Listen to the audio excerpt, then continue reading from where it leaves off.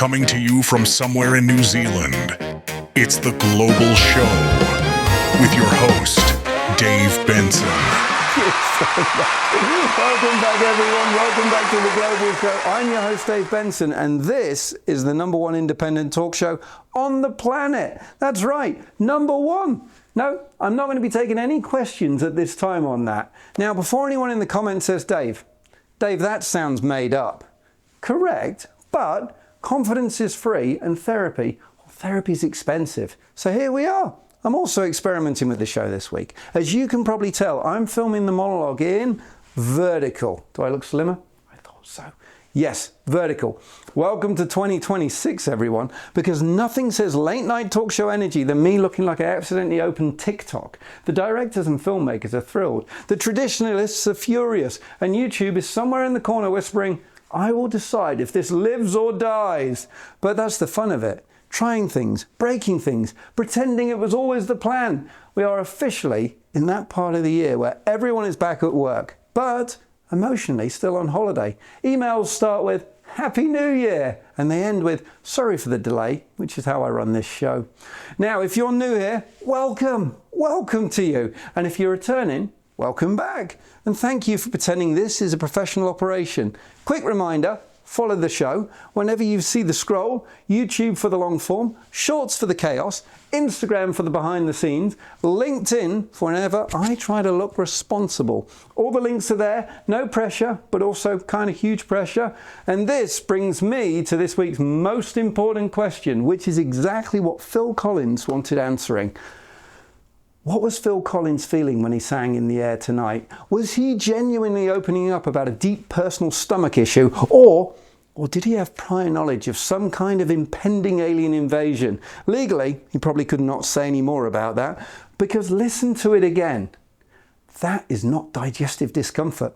That is a man burdened by secrets. Anyway, no more on that. Let's kick into the monologue. Gears engaged, pressure steady, system at peak performance. Standing by.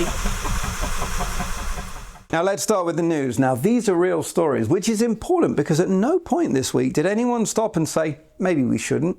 In Missouri, several monkeys escaped into a residential area.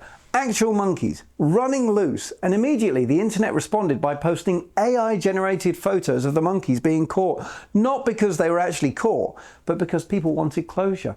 We are now at the point where reality happens and the internet says, no thank you, we'll finish that story ourselves. Animal Control is still searching, but don't worry, Facebook already solved it with a picture that never really happened.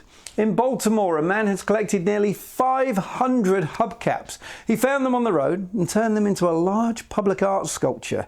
This started as a hobby and now, well, it's his identity. It says tech reviewers handed out the Worst in Show awards for unnecessary AI products, including AI fridges, AI doorbells, and AI companions. None of these fix loneliness, they just watch it happen. In the UK, a man built the world's fastest motorised wheelie bin. This thing goes 66 miles per hour. Not fast enough to go back in time, Tom. This is not innovation. This is boredom with tools. He named it the General Waste, which is either a pun or an autobiography. And finally, a tiny dog went missing in Texas 5 years ago and was just reunited with her family after being found over 1,000 miles away in Illinois. No one knows quite how she got there, and no one questions it because, well, dogs have earned our trust. Let's have a look at the YouTube news. Markiplier released the final trailer for his self-funded horror movie, and it's actually getting a real theatrical release. YouTubers are not trying acting anymore, they're just making movies. iShowSpeed raced an Olympic-level sprinter and won! The sprinter slipped, but YouTube does not care about that nuance. A YouTuber turned 18, opened an OnlyFans page, and reportedly made millions in one day. Uncomfortable, but educational. A Korean family channel became the most viewed YouTube channel in the world, meaning the most successful content on earth right now, well, it's wholesomeness. VTubers continue to dominate with animated shark girls pulling millions of subscribers, and a college student revealed he made thousands of dollars a month posting AI-generated videos about nothing, for no one, with incredible success. bastard. And finally, YouTube quietly removed all of its old rewind videos without explanation. No one knows why. Let's have a look at the podcast news. Spotify opened a high-end podcast studio in Los Angeles, turning podcasts into talk shows, well, without applause. Apple announced a Creator Studio subscription, bundling editing tools into a monthly fee because nothing says creative freedom like a payment plan. Variety launched a daily news podcast, turning Hollywood reporting into a Hollywood product. The Golden Globes finally infused the podcast category, which means podcasts are now underground, but they're also winning trophies. A major actress signed a 7-figure podcast deal, proving money finally makes noise. Netflix has started streaming video podcasts, meaning, well, everything is now everything. Podcasts are becoming video, video is becoming television, and television, well, that's on YouTube. Podcast conferences are now massive gatherings of people flying across the world to talk about, well, talking. So let's have a recap of today's. Monkeys are on the loose.